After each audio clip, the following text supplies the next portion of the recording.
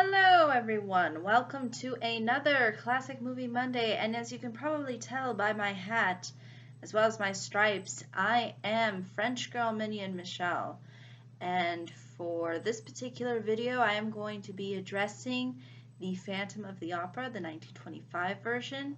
A previous minion discussed the Hunchback of Notre Dame, which came out 2 years earlier.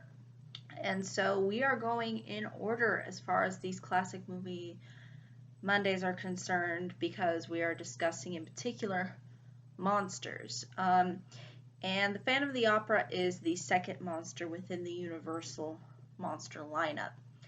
So in case those people are there are people out there that are probably unfamiliar with the Phantom of the Opera story. I mean, there's been tons of versions of this story similar to the Hunchback of Notre Dame. It's also a very famous French tale. And basically it involves the Phantom and his other name, or more, I guess you could say, associated name as far as being a more common name is concerned, Eric, and he is in love with the person that he tutors named Christine. And you'll see within the beginning how he sort of treats her with this kind of personal favor and ultimately kind of wants to make her a star, so to speak. And eventually he reveals himself to her and basically pours out his love for her, even though she has no idea who he is really, and sort of is freaked out by him because he is very, I would say, more on the menacing side within this version. He's almost a little insane, obviously, too, as well. So he's very deranged. And the actor who plays him, Lon Chaney, who also played the Hunchback, Quasimodo, and Hunchback of Notre Dame, does a very good job in selling that performance. He does feel very intimidating, but I think there is some sort of sympathetic underlying to his character, although it's not as explored in some other versions, like, for example, the Gerard Butler and Emmy Rossum version. But regardless, you do feel that there is some sort of humanity there, but it's largely covered with this really dark exterior as well as sort of interior as far as his psyche is concerned, because he does kill somebody. He really does threaten Christine in this one. I mean, he seems to be like really wanting to control her and wanting her to sort of submit to his will, and you can really tell he just wants her love so bad that he's kind of a little bit, I guess you could say, somewhat just paranoid, as well as very territorial of her, and he sort of threatens her throughout the story, and eventually this leads to an ultimate capture where basically he says that you're gonna sort of just be mine now, and the lover of Christine, whose name is Raoul, ultimately has to try to save her, and that's kind of sort of the climax, really. Somewhat similar to other versions as well. This one sort of goes more by the book, I'd say, than other versions do, with obviously some changes here and there, but it does seem to keep the overall tone and the overall impression of the Phantom as this very mysterious but yet very scary monster. And the makeup that they do on Lon Chaney, I think, is fairly effective, and you really get the whole creepy vibe, especially when Christine pulls off his mask. It's very powerful because you really get in the image, And I think that's lacked in some other versions, like for example within the Gerard Butler version, like literally when she just pulls it off, you just see maybe a glimpse, and then he just covers his face. But with Lon Chaney, you see it, like you see the monster that's supposed to be underneath the mask. And that's basically really the Phantom of the Opera is supposed to be this. His mask is really supposed to kind of emulate that character, and the person underneath is supposed to be sort of his alternate name, which really in this case is Eric. And this one actually has a very interesting ending as well, although I won't give it away exactly as to what happens. It's fairly interesting, and I think ultimately works for the kind of version that the Universal Studios wanted to take as far as the Phantom is concerned. And you do sort of feel the kind of mob mentality that exists within the story, and is somewhat similar to sort of the mob that takes place within Frankenstein. But the interesting thing here is they actually you actually see how one of the characters, his brother, gets killed by the Phantom, and how that really sparks the mob and the motivation for revenge.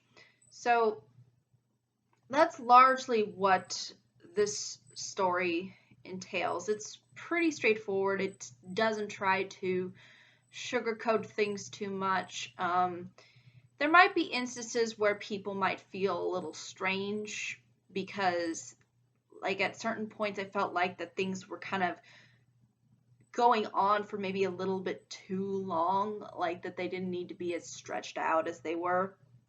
But I think back then there was an emphasis on experimentation, and really film wasn't fully fleshed out, especially when you compare it and contrast it to today's filmmaking. And this is also a silent film as well, so if you have issues with not there being really any dialogue, this might be an issue. But primarily dialogue is given to you on the screen, similar to Hunchback of Notre Dame, but as far as people actually speaking, there is none. Which you could say is probably sort of a disadvantage, considering the fact that Phantom of the Opera is supposed to be more of a, I guess you could say, sound-based film, considering the fact that it's within an opera house and people are supposed to be singing. But regardless of what this film lacks, I still think that it brings something interesting and unique to the table, and I think Lon Chaney's performance, as well as everybody else's, I think ultimately works. And also Raoul's character is actually given a little bit of more of a sympathetic, I think, spin onto him, unlike some other versions where he's kind of treated as somebody who's just kind of after Christine for, sort of just... it just seems a little bit more of a superficial means, and that's why I think a lot of people actually complained about his character within the Emmy Rossum version, and also the fact that they made the Phantom a lot more sympathetic, whereas in this version it's kind of clear that Raoul's supposed to be it's supposed to generate the plot moving forward. And it's interesting too because unlike some other versions, you really do get to see how the Phantom kind of messes with them as far as them trying to get to Christine, because also Raoul's given some help by somebody.